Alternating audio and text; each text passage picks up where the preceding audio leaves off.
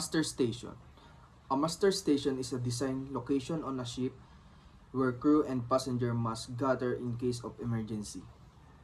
It is clearly marked and equipped with emergency supplies such as life jacket and lifeboats. The muster station ensures that everyone on board is accounted for and prepared for evacuation or further instruction from the crew. Emergency procedures. Number 1. Fire alarm. Raise the alarm immediately. Crew proceeds to a fire station. Close fire doors and ventilation system. Use fire extinguishers, fire hose, or CO2 system as required. Maintain communication with the bridge. Number 2. General alarm. Signal serious emergency, fire, collision, etc. Crew must report to muster station. Follow orders from the captain and emergency response team. Abandon ship alarm.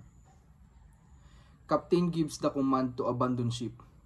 Crew and passenger proceed to muster station. Put on life jacket and board lifeboats in orderly manner.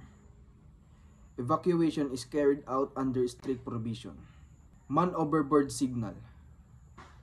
Alarm sounded 3 prolonged blast. Deploy life buoy and keep visual contact with the person in the water. Alert bridge and execute man overboard maneuvers. Prepare rescue boat and medical assistance. Number 5. CO2 alarm. Indicates CO2 is about to be released in a fire area. Immediately evacuation of affected spaces. Ensure all personnel are accounted for.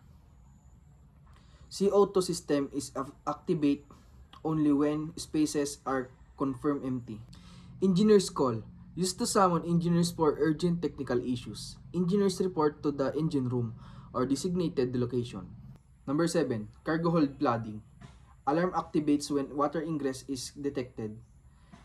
Crew assesses the situation and isolates the affected area. Pumps and ballast system are used to remove water. Emergency repairs initiated if possible. Number 8. Pollution prevention. Immediate containment of spills or leaks. Follow MARPOL regulation and activate SOPEP ship oil pollution emergency plan. Notify authorities if required. Number 9. Engine room flooding. Emergency pumps activate to remove water. Identify the resource of flooding and attempt to isolate it. Prepare for possible evacuation of the engine room. Importance of training and drills. Regular training and emergency drills ensure crew members are well prepared for any crisis. They help familiarize and grow with emergency procedures, reduce panic, and improve the response times.